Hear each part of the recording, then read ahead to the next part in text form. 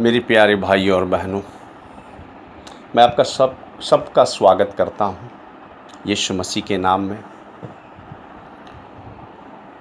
और आज हम वचन के द्वारा जानेंगे प्रभु का आना, यीशु मसीह का आना। क्योंकि बहुत सारे लोग बहुत कुछ कह रहे हैं और बहुत कुछ हम सुन रहे हैं,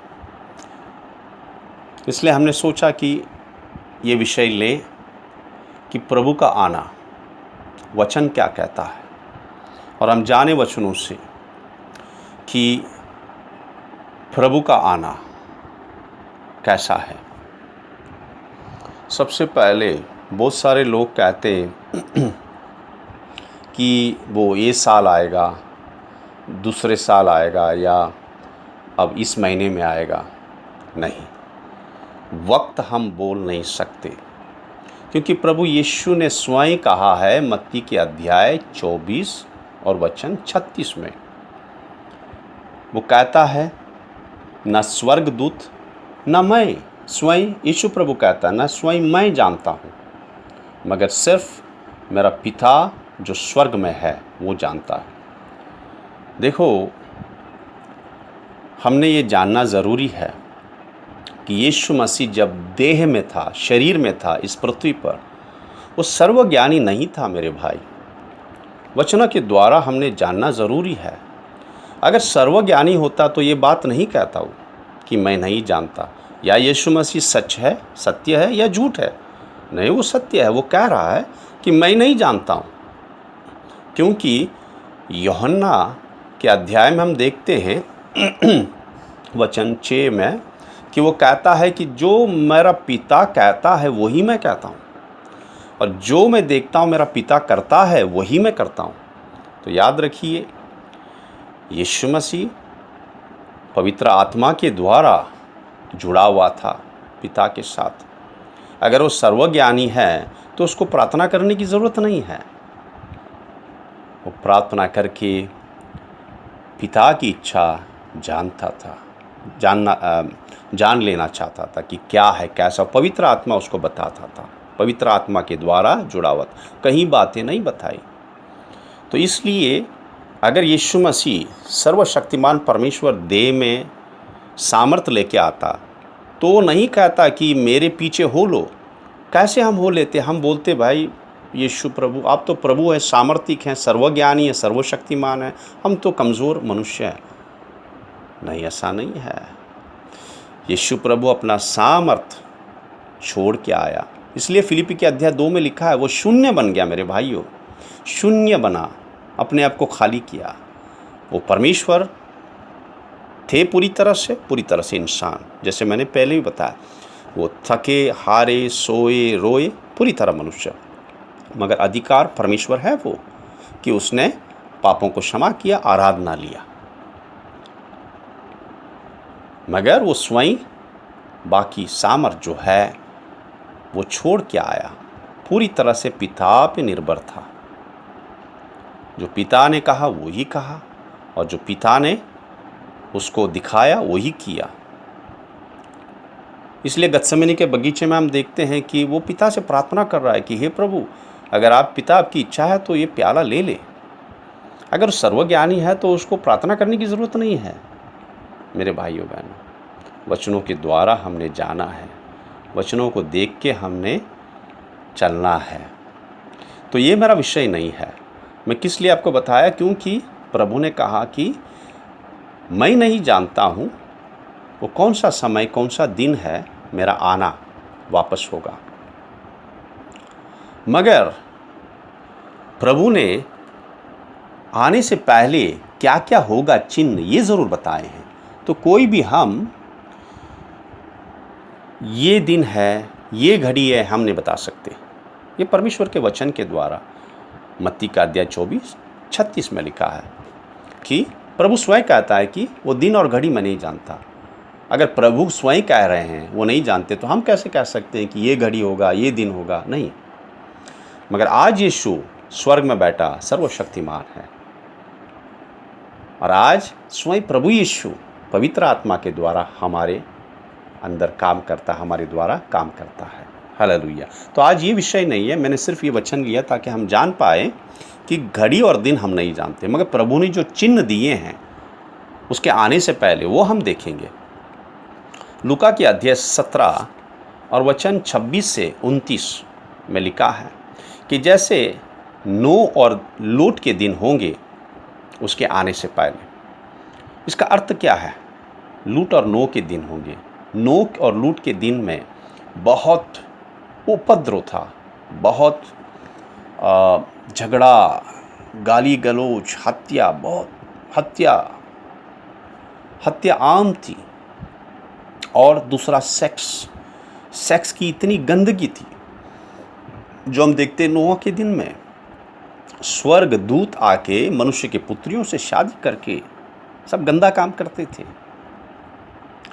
और लूत के दिनों में पुरुषगामी, स्त्रीगामी, ये सब देखते, कितना गंदापन, कितना घिनौनी हरकत। हमारे दिनों में देखो, 60 साल पहले ये सब चीज़ें नहीं थी।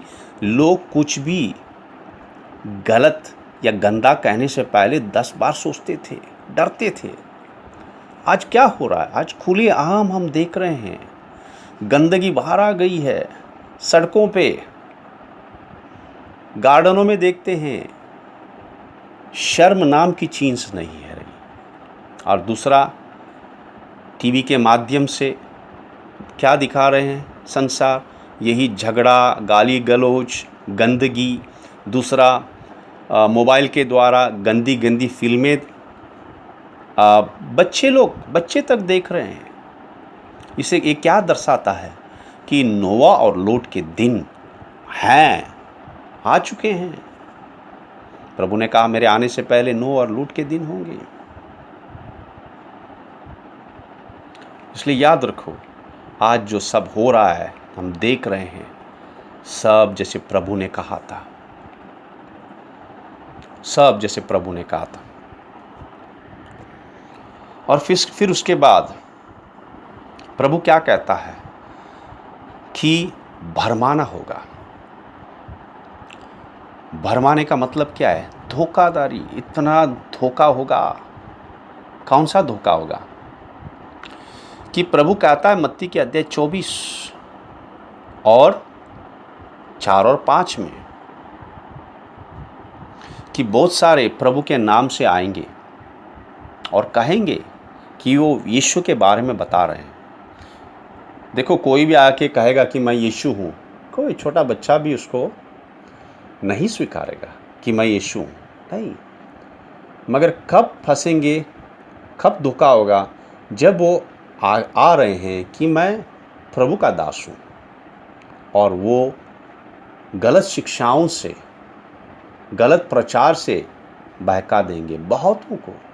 यही प्रभु कह रहा है कि बहुत सारे गलत शिक्षा, गलत प्रचारक से बहक जाएंगे। ये प्रभु ने एक बार नहीं, 3 बार कहा है, 3 बार। मत्ती के अध्याय 24, 4 और 5 में, फिर 11 में, फिर 24 और 25 में। क्या ज़रूरत है प्रभु को 3 बार कहने के लिए? यानी मामला गंभीर है, इसलिए उसने 3 बार एक ही अध्याय में कहा है। और पौलुस भी इसी के बारे में कुछ कह रहा है 2 कोरिन्थी के अध्याय 11 और वचन 4 में। तो पौलुस 2 कोरिन्थी के अध्याय 11 और 4 में 3 चीज़ें दर्शा रहा है। एक, दूसरा यीशु,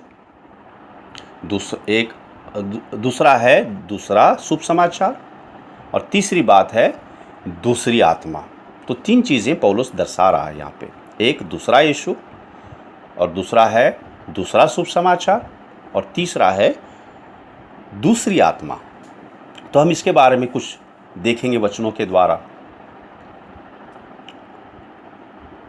तो हम देख रहे हैं आज बहुत सारी ऐसी परमेश्वर का वचन को लेके कितने लोग भरमाए गए, कितनी गलत संस्थाएं खोली है जो परमेश्वर के वचन के द्वारा नहीं है।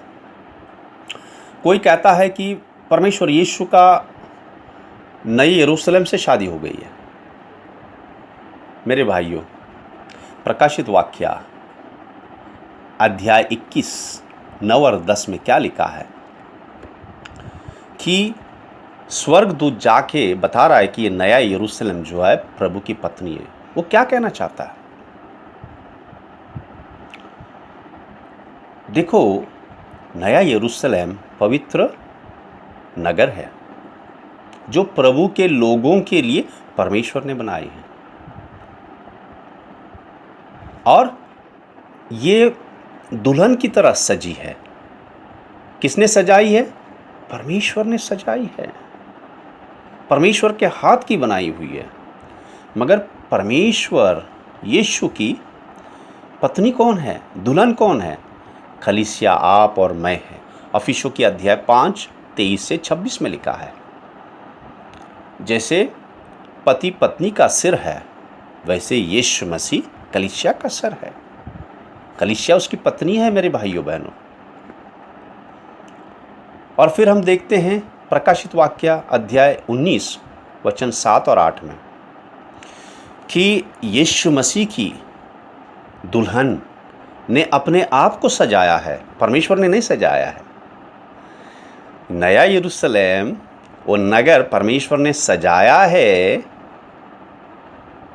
पवित्र लोगों के लिए, हमारे लिए। हम उसके अंदर रहेंगे। वो स्वर्ग से आएगा। परमेश्वर ने सजाया, परमेश्वर ने बनाया है उसके बेटे यीशु मसीह और उसके दुल्हन के लिए, जो प्रभु यीशु मसीह और उसकी कलीसिया, उसके लोग उसके अंदर रहेंगे। तो प्रकाशित वाक्य अध्याय 19 7 और 8 में क्या देखते हैं कि प्रभु यीशु मसीह की दुल्हन ने अपने आप को सजाया है, परमेश्वर ने नहीं सजाया है, मगर पवित्र नगर परमेश्वर ने सजाया है। और ये पवित्र क्यों वहाँ पे स्वर्गदूत कहता है कि ये परमेश्वर की दुल्हन है? एक चिन्ह है, नगर है। हम देखते हैं कुछ इसके बारे में। देखो, इस नगर का नींव जो है, जो दीवारों की नींव किस पे रखी हुई है? ये 12 प्रेरितों के ऊपर रखी है। अगर आप पढ़ेंगे, प्रेरितों के ऊपर रखी है।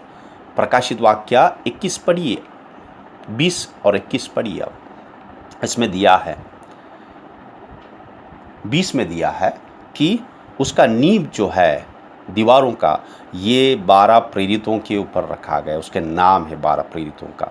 और उसके जो फाटक हैं वो इज़राइल के 12 गोत्र के नाम पे बनाई गई है। और पता है दीवार क्या है? दीवार लाल पत्थरों से बनाया है मेरे भाइयों बहनों। ये लाल पत्थर क्या है? हम जो हैं, जो प्रभु के लहू के द्वारा खरीदे गए हैं। क्योंकि पहले पत्रस का अध्याय 2 में, और ये पत्थर जो है ये जीवित पत्थर है। पहले पत्रस के अध्याय 2 और वचन 4 और 5 में सबसे पहले नींव जो है वो यीशु प्रभु स्वयं है। और दीवार जो बने हैं वो जीवित पत्थरों का है, जो पवित्र घर में घर बांधा जाता है, जो पवित्र याजक,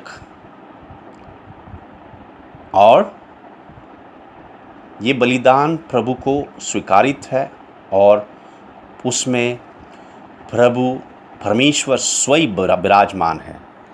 तो ये जो पत्थर हैं लाल जो रंग के, वो हम हैं जो प्रभु यीशु मसीह के द्वारा खरीदे हुए हैं। और नींव क्या है? प्रेरित इस दीवार की, और सबकी नींव प्रभु यीशु मसीह है।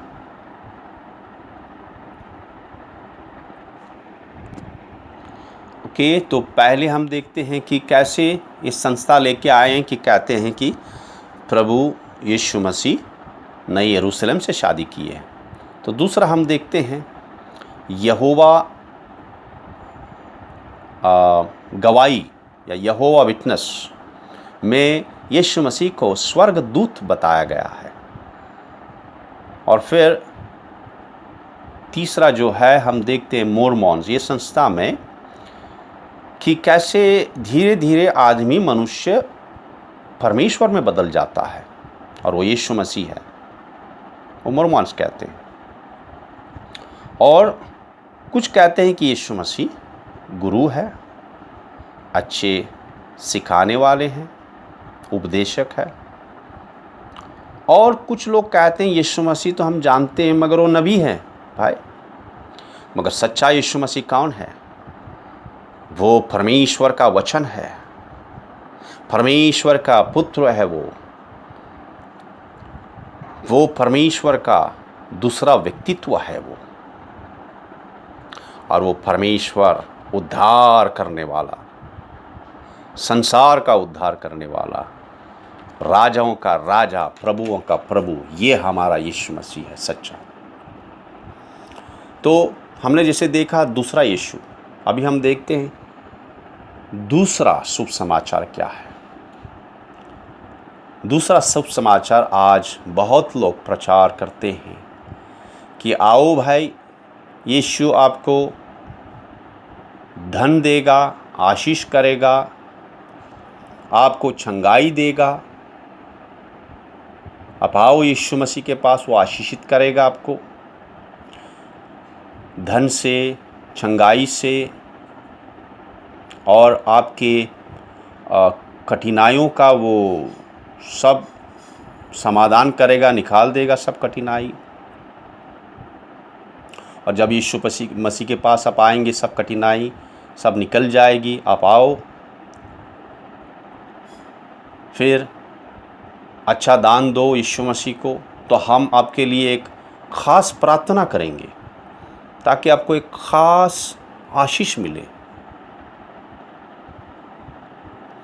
और फिर कुछ कहते हैं यीशु प्रभु आपको चाहता है, यीशु प्रभु आपको चाहता है, आपकी चिंता करता है, कोई बात नहीं, आप कैसे भी चलो, कोई बात नहीं, वो तो जानता है प्रभु क्या करे, इंसान कमज़ोर है, प्रभु आपसे प्यार करता है। मगर वो सत्य नहीं बताते, क्योंकि वो डरते हैं कि लोगों को ठोकर लग जाएगी और वो कलीसिया में आना बंद कर देंगे। मगर हम देखते हैं शुभ समाचार का प्रचार कैसे शुरू हुआ। मत्ती के अध्याय 3:12 में यूहन्ना बपतिस्मा देने वाला क्या कहता है? मन फिराओ, स्वर्गराज निकट है। फिर यीशु मसीह जब प्रचार करते हैं, मत्ती के अध्याय 4:17, प्रभु प्रचार शुरू करता है, मन फिराओ क्योंकि स्वर्गराज निकट है। और जब पतरस पेंतिकोस के दिन प्रचार शुरू करता है, कैसे शुरू करता है? जब स्वर्गराज आ गया है, कहता है मन फिराओ और हर एक प्रभु यीशु मसीह के नाम में बपतिस्मा लो और आपको पवित्र आत्मा का दान मिलेगा। आजकल के प्रचारक बहुत सारे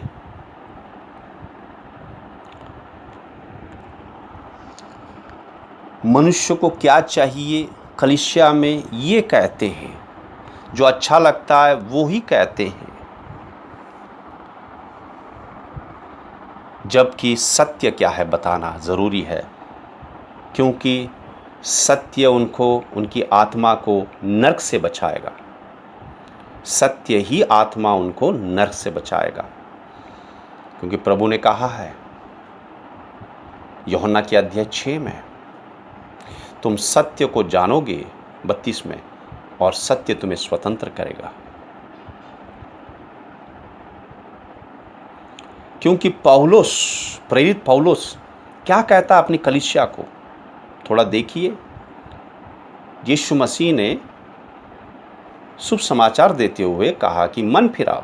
अभी कलीसिया को प्रेरित पौलुस क्या कहता है जब कलीसिया स्थापित हो गई?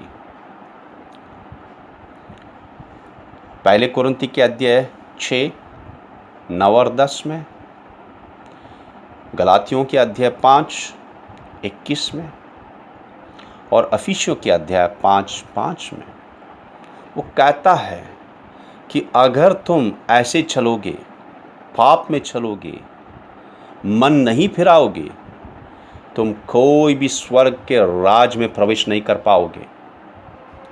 ये कलीसिया को प्रेरित पौलुस कह रहा है। मगर आज हम सत्य को कहने से डरते हैं। भैया, सत्य ही विश्वासियों की आत्मा को बचाए रखेगा। सत्य ही दोधारी तलवार है। सत्य ही आत्मा की भोजन है। सत्य भी विश्वास है। फिर हम देखते हैं तीसरा कि ये दूसरी आत्मा क्या है।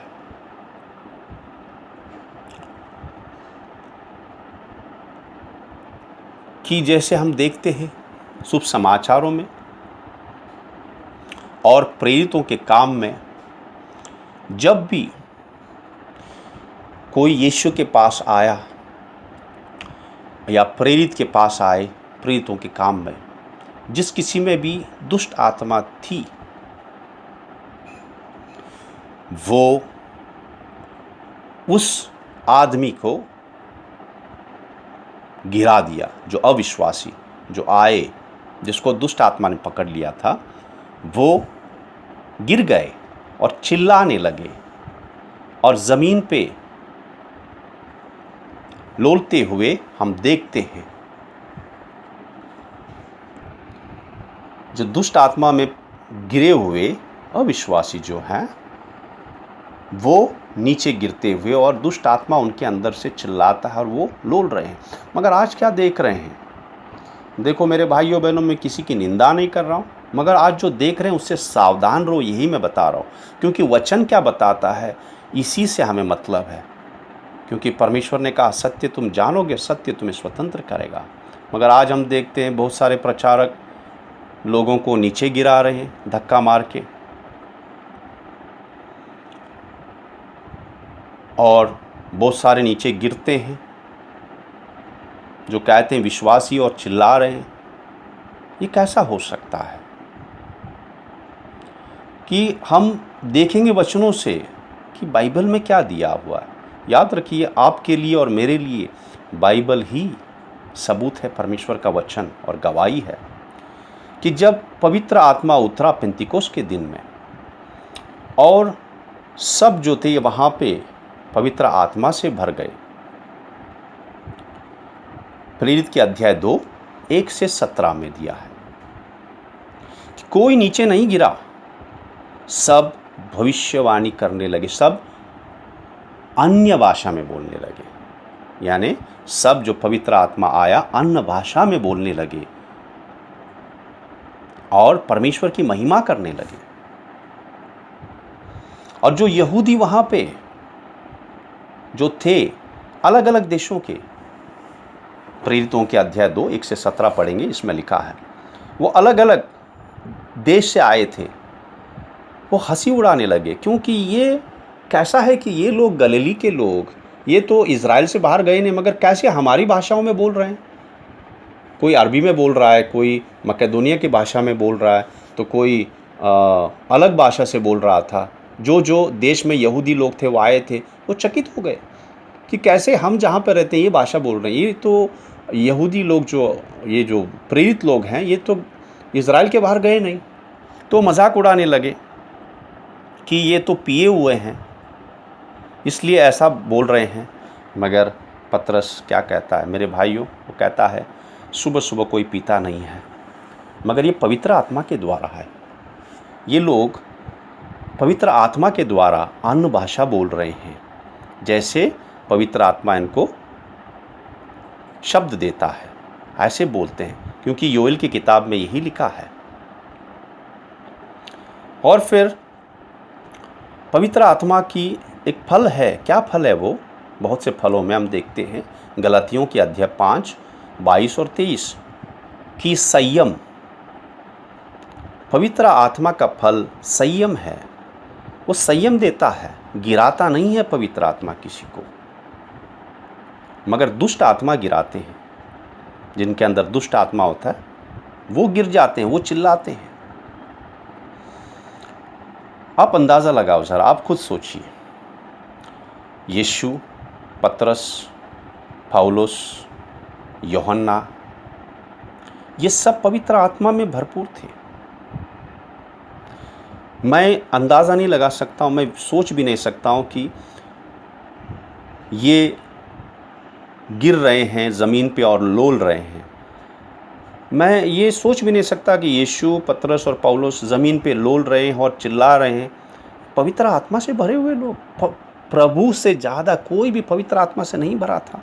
मगर कुछ लोग कहते हैं कोई औरत जो थी वो पवित्र आत्मा के अभिषेक से इतनी भरी हुई थी कि जब वो चल रही थी तो सामान उड़ रहे थे। मेरे भाइयों बहनों, यह हम वचनों में नहीं देख रहे हैं। वो क्या है मैं नहीं जानता, मगर वचन बताता है कि सबसे ज़्यादा पवित्र आत्मा में भरा हुआ यीशु मसीह था। और मैं नहीं देख रहा हूँ कहीं पे भी यीशु मसीह जाते हुए चीज़ें सब इधर उधर उड़ रही हैं।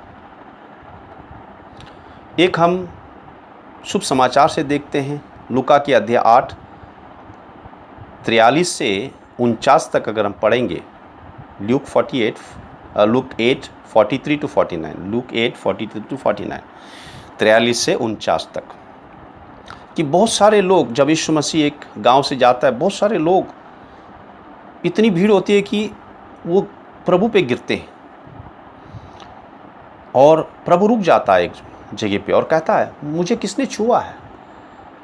तो उसके दास लोग सोचते हैं प्रभु क्या कह रहा है, प्रभु आप पे लोग तो इतनी भीड़ है, सब गिर रहे हैं आप पे। कहता नहीं, प्रभु कहता नहीं, एक ने मुझे छुआ है, मेरा सामर्थ उसको गया है। प्रभु कहता मेरा सामर्थ उसको गया। और वो थी स्त्री जो 12 साल से बीमार थी और प्रभु को छूने से वो चंगी हो गई और उठ गई और प्रभु के सामने आए। वो गिरी नहीं, वो ज़मीन पे लोल नहीं रही थी, वो प्रभु के सामने आया। प्रभु ने कहा बेटी जा, तेरे विश्वास ने तुझे ठीक किया। तो मैं कहीं पे भी नहीं देख रहा हूँ कि वचनों में, प्रेरितों के काम में या शुभ समाचार में ऐसा होता हुआ। तो याद रखिए, मेरा और आपका जो सबूत है वो बाइबल है। तो इसलिए पहले यूहन्ना के अध्याय 4 और 1 में लिखा है, क्योंकि बहुत सारे डराएंगे, बोलेंगे पवित्र आत्मा के खिलाफ तुम ऐसा ना बोलिए। मेरे भाइयों, पहले यूहन्ना के अध्याय 4 1 में क्या लिखा है, सब आत्माओं को विश्वास न करो, मगर परखो वो आत्मा प्रभु से है या नहीं। कितना साफ लिखा हुआ है। तो हमारा सबूत क्या है? वचन और पवित्र आत्मा।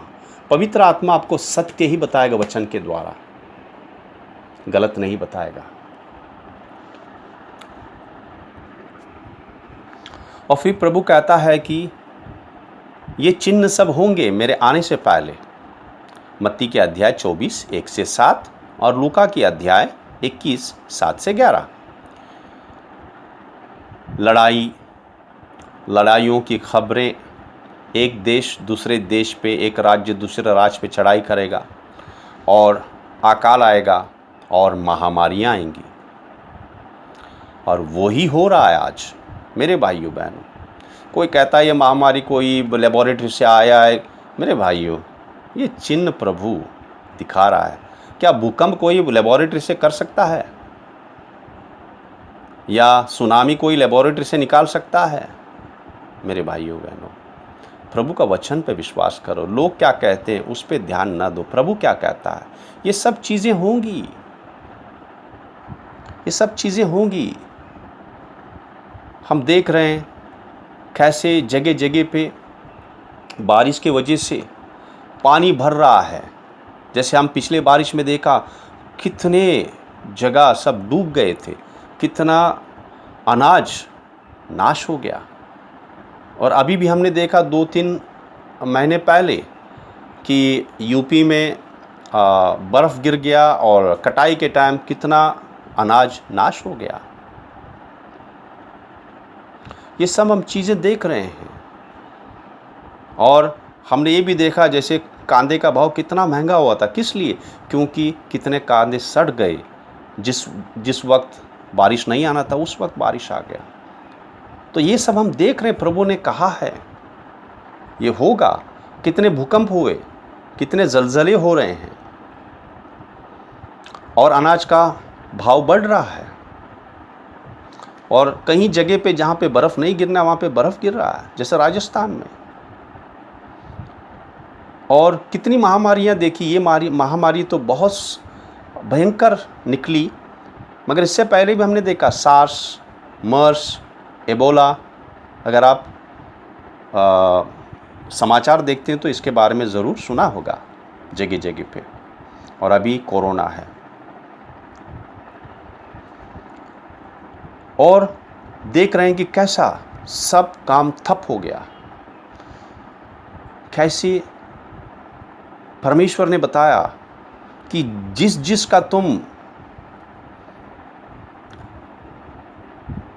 आराधना करते हो, जो परमेश्वर नहीं है, जिसको तुम विश्वास करते हो, सब पे मैं न्याय लाऊंगा।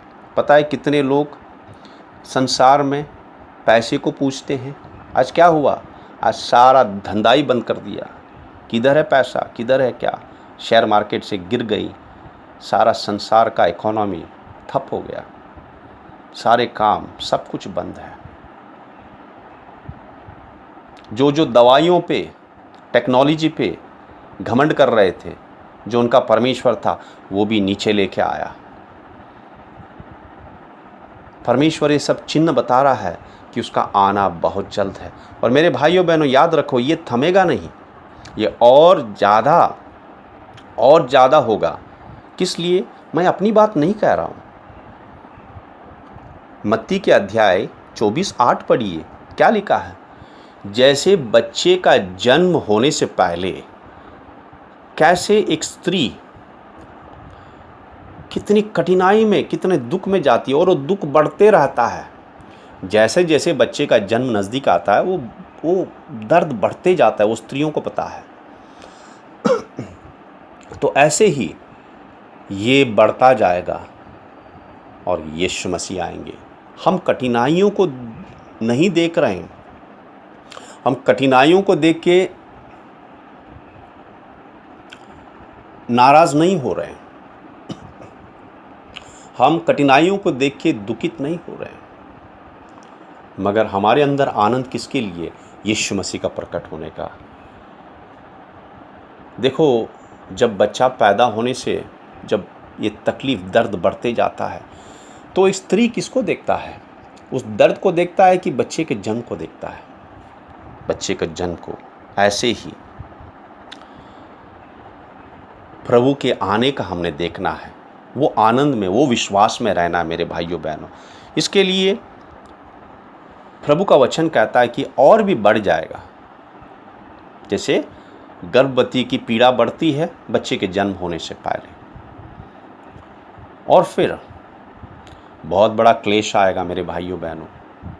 प्रभु के लोगों पे बहुत बड़ा क्लेश आएगा। बहुत सारे लोगों में ये गलत सोच है कि कलीसिया उठा ली जाएगी क्लेश से पहले। मगर मेरे भाइयों बहनों, आपको मैं सत्य बताना चाहता हूँ, भले ये दुख की खबर है, मगर कलीसिया बड़े क्लेश में जाएगी, उसके बाद ही प्रभु का आना होगा। बड़े क्लेश के बाद ही प्रभु का आना होगा। क्योंकि बहुत सारे कहते हैं प्रभु आएगा बहुत ही क्या बोलते हैं, गुप्त रूप में, और उसके लोगों को उठाए के लेके जाएगा। ये गलत है, ये गलत है। मत्ती के अध्याय 24, 26 और 27 में लिखा है कि प्रभु का आना कैसे होगा? जैसे बिजली कड़कती है, बिजली पूरब से पश्चिम तक वो दिखती है, वैसे प्रभु का आना होगा। सब देखेंगे उसको। मेरे भाइयों, प्रभु कोई गुप्त काम नहीं करता, वो बताता है। जैसे मैंने कहा, प्रभु का उठा लिया जाना स्वर्ग में, वो गुप्त से नहीं गया। 40 दिन तक अपने दासों के साथ में था, और दासों के सामने, उनकी आंखों के सामने उठा लिया गया। ऐसे ही सबके देखते प्रभु आएगा, सबको दिखेगा। मगर ये कब होगा? बड़े क्लेश के बाद होगा। मत्ती के अध्याय 24, 9 से 13 पढ़िए, एक क्लेश के बारे में लिखा है। बहुत बड़ा क्लेश होगा, यहाँ तक कि परिवार के लोग अपने लोगों की गद्दारी करेंगे और कितनों को पकड़वाएंगे। इसलिए ये जो सब चिन्ह देख के मेरे भाइयों बहनों, प्रभु क्या दर्शाता है? कि हमने विश्वास में चलना है, विश्वास में चलना है, हमने विश्वास में रहना है। ये छोटी छोटी तकलीफ़ों से प्रभु बताता है कि उसके ऊपर विश्वास करके चलना है। अगर विश्वास में रहेंगे, हमारा विश्वास बढ़ता जाएगा। जैसे जैसे तकलीफ़ें आएंगी, प्रभु पे विश्वास करके, जो प्रभु पे विश्वास करता है प्रभु कभी लज्जित नहीं करेगा मेरे भाइयों बहनों। ये रोमियो के अध्याय 10-11 में लिखा है, जो उस पे विश्वास करता है, जो उस पे विश्वास रखता है, वो लज्जित नहीं होगा। उसके बच्चे लोग जो विश्वास करते हैं उस पे लज्जित नहीं होगा। तो ये सताव के बारे में मत्ती के अध्याय 24:9-13 और लूका के अध्याय 21:12-19 में लिखा है, उसके आने से पहले। अभी और एक मैं आपको वचन देता हूँ जिससे हम देखेंगे क्या क्या होगा। और ये तेसलोनिय का किताब, दूसरा किताब, तेसलोनिय का दूसरा किताब अध्याय 2:1-10 में लिखा है कि प्रभु का दिन तब तक नहीं आएगा जब तक वो यीशु मसीह का विरोध करने वाला प्रकट ना हो, और वो मंदिर में बैठेगा और कहेगा कि मैं परमेश्वर हूँ। पता है कौन से मंदिर में मेरे भाइयों? यरूशलेम के मंदिर में। यरूशलेम के मंदिर में।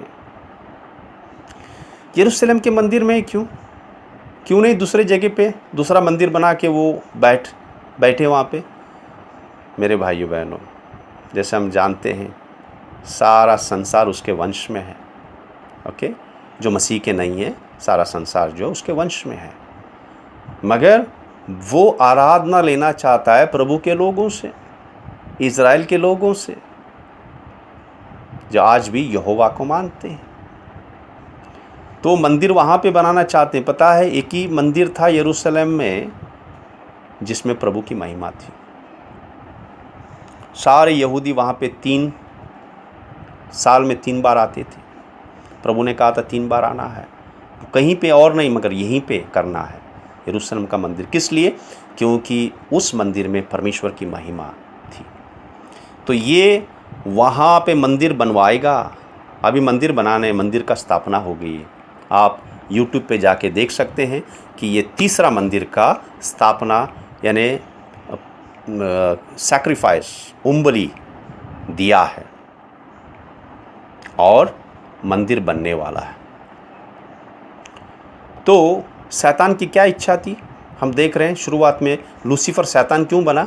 एजिकेल के अध्याय 28:12-17 और यशाया का अध्याय 14:12-15। उसकी इच्छा क्या थी? उसकी इच्छा परमेश्वर बननी थी। उसको अधिकार चाहिए था, परमेश्वर बनना था, और परमेश्वर ने उसको नीचे डाल दिया। अभी वो अपनी इच्छा पूरी करेगा। कैसे? मंदिर बनाएगा यरूशलेम में और उसमें बैठेगा। ये लिखा है 2 तेसलोनिके के अध्याय 2:1-10। आप पढ़िए। ओके, तो इसमें आपको पता चलेगा। और मंदिर की स्थापना के लिए होम बलि चढ़ाई गई है। अभी सिर्फ मंदिर का इमारत बांधना बाकी है। और जैसे ही ये मंदिर बना, 7 साल के बाद प्रभु का आना है। कैसे? मंदिर बनने के बाद 3.5 साल यरूशलेम में परमेश्वर 2 गवाह को भेजेगा जो यरूशलेम में प्रचार करेंगे, जो यरूशलेम में यहूदियों को प्रचार करेंगे। प्रकाशित वाक्य का अध्याय 11 पढ़िए पूरा। ये 2 गवाह आएंगे यरूशलेम में। अगर आप पढ़ेंगे तो आपको पता चलेगा कि ये वही नगर है जहाँ पे हमारा प्रभु को क्रूस पे मारा गया था। इसलिए मैं कह रहा हूँ कि यरूशलेम में ये प्रचार करेंगे यहूदियों को, सारे यहूदियों को। मंदिर बनेगा और वहाँ पे वो प्रचार करेंगे। और फिर उनको मार दिया जाएगा और 3 दिन के बाद परमेश्वर उन्हें फिर जिंदा करेगा और स्वर्ग लेके जाएगा। ये प्रकाशित वाक्य के अध्याय 11 में लिखा है। ये 3.5 साल में होगा, यानी 42 महीने। मगर उनको उठा ले जाने के बाद जो दूसरा भाग 3.5 साल का बहुत ही गंभीर होगा, बहुत बड़ा क्लेश होगा यहूदियों के लिए और सारे विश्वासियों के लिए। ये प्रकाशित वाक्य 13 और 14 आप पूरा पढ़िए, इसके अंदर दिया हुआ। फिर भी आपको मैं कुछ अय्यादियों पंक्तियों के वचनों के द्वारा आपको बताता हूँ कि ये आप पूरा पढ़िए, प्रकाशित वाक्य 13 और 14, मगर उसमें से कुछ पंक्तियाँ मैं आपको बताता हूँ तो आपको यकीन आएगा। जैसे विश्वासियों का सताया जाना, बहुत बड़ा क्लेश, और उनके लिए पीड़ा देना और उनको मारना भी, हत्या करना, ये लिखा है प्रकाशित वाक्य अध्याय 13 वचन 5 से 10 पढ़िए। पवित्र लोगों को पकड़ा जाएगा, जेलों में डाला जाएगा, हत्या की जाएगी। और फिर प्रकाशित वाक्य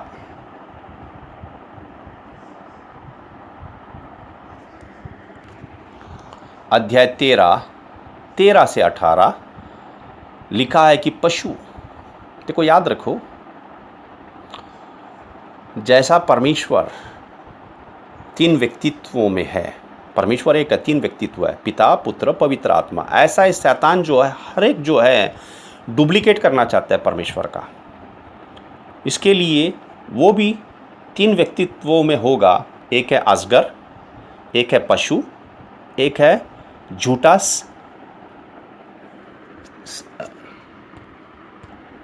झूठा भविष्यद्वक्ता। अजगर, पशु और झूठा भविष्यद्वक्ता। जैसा परमेश्वर 3 व्यक्तित्वों में है, ऐसे ये बनाएगा अपना,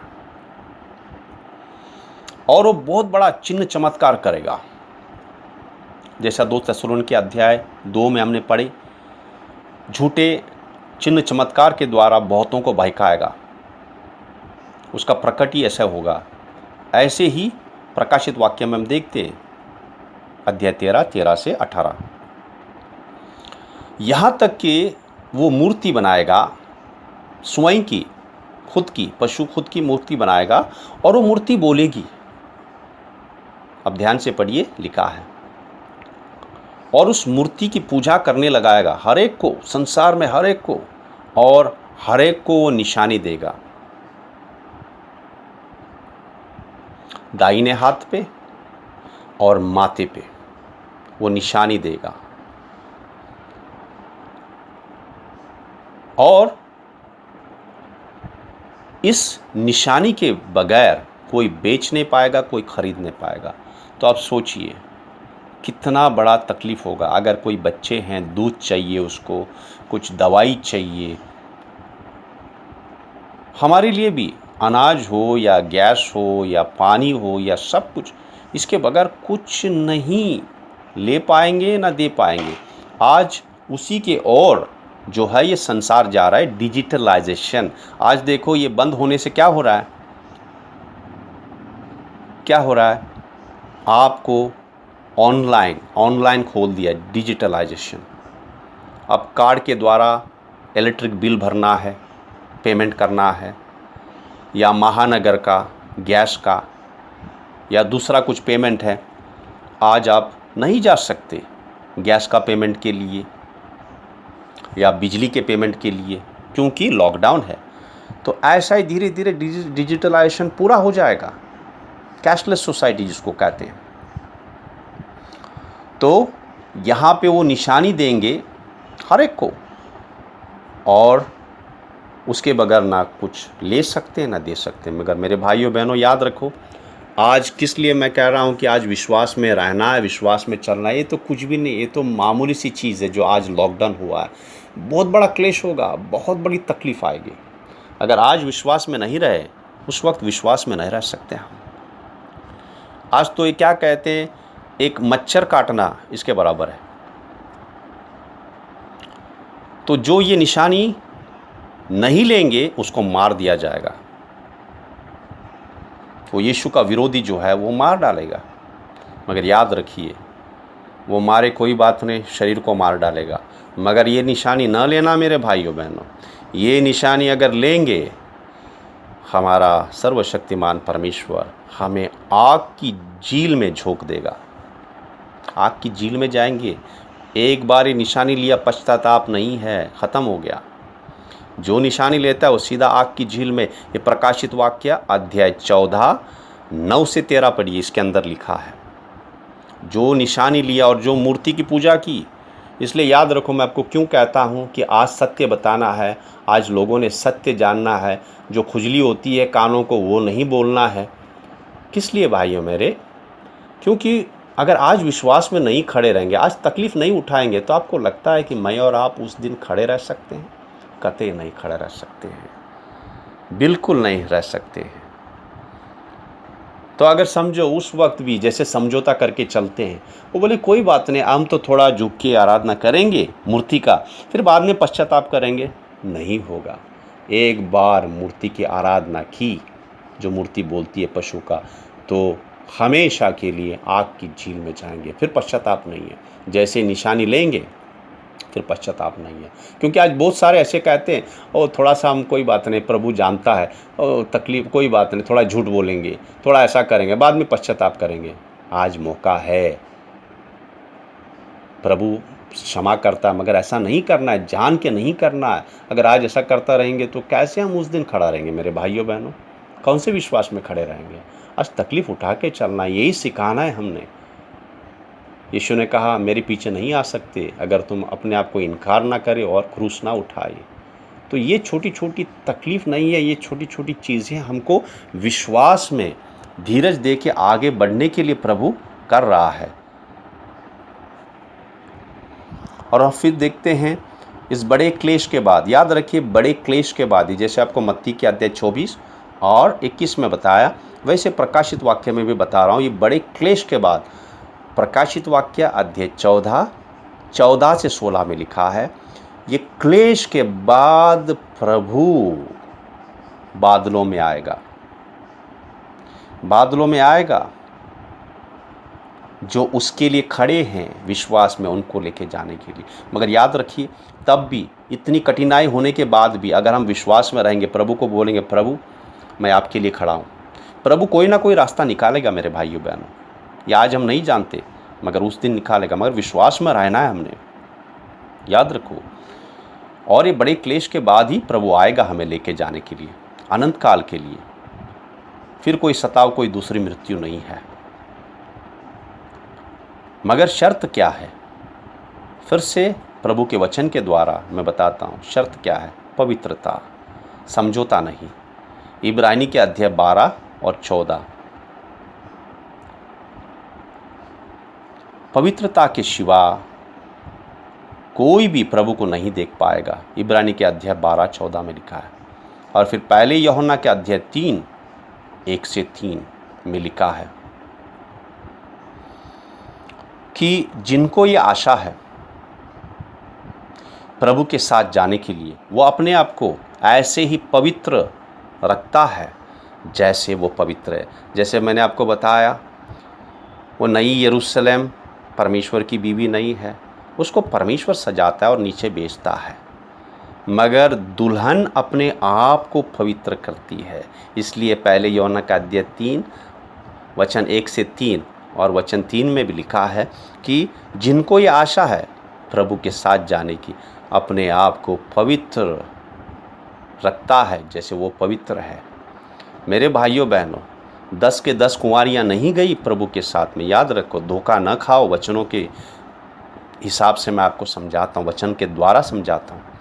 जो 5 पवित्र थे प्रभु की आज्ञा पालन करके चलते थे, प्रभु के भय में चलते थे, जिनके कुप्पी में तेल था उनका दिया नहीं बुझा। मगर जो मूर्ख थे, संसार में खेल रहे थे, याद रखो यही उस वक्त गिर जाएंगे जो समझौता करने वाले विश्वास में नहीं रह सकते ये। मगर जो आज विश्वास करके चलते हैं वो विश्वास में रहेंगे। तकलीफ़ उठा के चलते हैं उस दिन तकलीफ़ सहन कर लेंगे मेरे भाइयों बहनों। और फिर ये मत सोचना कि अभी मंदिर बना नहीं, अभी मंदिर बनेगा तभी ना प्रभु 7 साल के बाद आएगा, वचन के द्वारा जैसे बताया हूँ। मगर मेरे भाइयों बहनों, क्या आज आपको प्रभु बुलाता है? अगर समझो आज आपने शरीर छोड़ दिया, आपने शरीर छोड़ दिया, आपने और मैंने, क्या हम तैयार हैं प्रभु को मिलने के लिए? धोखा ना खाइए मेरे भाई, हर एक दिन परमेश्वर के भय में चलना है। हमने जानना है कि हम अजनबी हैं, हमारे यहाँ पे कुछ नहीं है। जो दिया है प्रभु ने उसको इस्तेमाल करना है, धन्यवाद करना है। अरे सब छोड़ के जाएंगे, यहाँ तक कि हम अपनी पत्नी को और बच्चों को भी नहीं लेके आ सकते, अकेला ही जाना है। ना गाड़ी, ना घर, ना धन, ना बीवी, ना बच्चे, अकेले जाना है। ना पत्नी पति के साथ जा सकती है, बच्चे के साथ जाती है, अकेले जाना पड़ेगा। ना बच्चों को माता पिता के साथ में जाना पड़ेगा, नहीं अकेला जाना पड़ेगा। तो याद रखिए मेरे भाइयों बहनों, हमने तैयार रहना है हर दिन, हर दिन। और ये वक्त दिया है प्रभु ने, प्रार्थना करो और जागते रहो। जैसे प्रभु ने पतरस से कहा, पतरस ये तीसरी बार तुम सो रहे हो, जागते रहो पतरस, प्रार्थना करो ताकि तुम परीक्षा में ना पड़ो। पतरस क्यों परीक्षा में पड़ा? क्यों उसने सिपाही का कान काट लिया तलवार से? क्योंकि वो सोच रहे थे सिपाही आए प्रभु को ज़बरदस्ती लेके जाने के लिए, मैं लड़ूंगा उसके लिए। मगर यीशु मसीह प्रार्थना कर रहे थे, जाग रहे थे, वो जान रहे थे, इसलिए वो जान गए कि पिता की इच्छा है, उसकी पिता की इच्छा है कि ये घड़ी आ गया है, उसको जाना है। मगर पतरस ये जान नहीं पाया, किस लिए? वो सो रहा था। मेरे भाइयों बहनों, हम सोए ना। ये जो वक्त दिया है प्रभु ने, प्रार्थना करें, जागते रहें, दूसरों के लिए प्रार्थना करें, वचनों में बने रहें, दूसरों को शुभ समाचार बताएं, प्रभु के राज्य में लेके आएं। हाँ मेरे भाइयों बहनों, जैसे पास्टर ने भी बताया रविवार के दिन कि हमने और वचन में दिया है कि हम हर एक प्रभु की शुभ समाचार, हम उसके राजदूत हैं, हम उसके राजदूत हैं, परमेश्वर के हम राजदूत हैं। हर एक को ये काम सौंपा गया है। ये सिर्फ पास्टरों का काम नहीं है, ये सिर्फ भाइयों का काम नहीं है, हर एक परमेश्वर के बच्चों का काम है। यही मैं आपको बताना चाहता हूँ। ये पास्टर नहीं, ये भाई नहीं, ये सब परमेश्वर के बच्चों का काम है। सब परमेश्वर के बच्चे हैं, सब परमेश्वर के शरीर में अंग हैं। ये सबको काम सौंपा गया है कि सबसे पहले हम अपने जीवन को संभालें, पवित्र रखें, प्रभु की आज्ञा पालन करके चलें, विश्वास में रहें, कठिनाई उठाएं, गवाही बने दूसरों के लिए, और दूसरों के लिए प्रार्थना करें, दूसरों को शुभ समाचार दें और प्रभु के राज्य में लाएं। और प्रभु के राज्य में सिर्फ ना लाएं, और प्रभु के राज्य में कैसे बढ़ना है हमारे जीवन से जानना है उन्होंने, शब्दों से नहीं। मेरे भाइयों बहनों, मेरे भाइयों बहनों, मैं धन्यवाद करता हूँ कि जो वक्त आपने लेके ये वचन सुने प्रभु के आने के बारे में। और मैं प्रभु से प्रार्थना करता हूँ कि आप विश्वास में बने रहेंगे और आने वाले दिनों के लिए तैयार रहेंगे। जैसे प्रभु का वचन कहता है, हमने डरना नहीं, प्रभु हमारे साथ है, पवित्र आत्मा हमारे अंदर है हमेशा के लिए। प्रभु कहता दिया गया 1-2 दिन के लिए वो छोड़ के नहीं जाएगा, वो हमारे साथ है, वो हमारे धीरज देगा, और प्रभु यीशु स्वयं हमारे साथ में है। धन्यवाद करते हैं पिता, जो वचन आपने दिया प्रभु, हम सब के लिए पवित्र आत्मा जो वचनों के द्वारा हमने समझा है, हमें उससे पालन करने के लिए, और प्रभु मैं प्रार्थना करता हूँ हम सबको विश्वास में बनाए रखें। हाँ प्रभु, हमारा विश्वास बढ़ाए। जैसे प्रेरितों ने प्रार्थना किया, जब संकट आई और उनको चेतावनी दी गई तो उन्होंने प्रार्थना किया कि हे प्रभु हमारा धीरज बढ़ाओ, हमारा विश्वास बढ़ाओ, पवित्र आत्मा से भर दो। हाँ प्रभु, हम सबको पवित्र आत्मा से भर दो, तैयार करो और आपका वचन में बने रहने के लिए प्रभु। हाँ पिता, मेरी प्रार्थना यही है कि सिर्फ रविवार के रविवार हमने वचन नहीं सुनना है। प्रभु ने ये बाइबल, ये वचन, ये आत्मा की रोटी हम सब के लिए दिए हैं। एक ही किताब दिया है हमारे जीवन के लिए, आत्मिक जीवन के लिए। अगर हम आज उसको नहीं पढ़ेंगे तो कब पढ़ेंगे? मेरे भाइयों बहनों, मेरी दरख्वास्त है, मेरी विनती है कि आप वचन पढ़ो। अभी बहुत वक्त है, अभी कोई काम तो नहीं है, अभी कोई बहाना भी नहीं है। वचन पढ़िए प्रभु का, देखिए प्रभु क्या कहता है और वचन में बने रहिए। यीशु मसीह के पवित्र नाम में प्रार्थना करता हूँ, आमीन।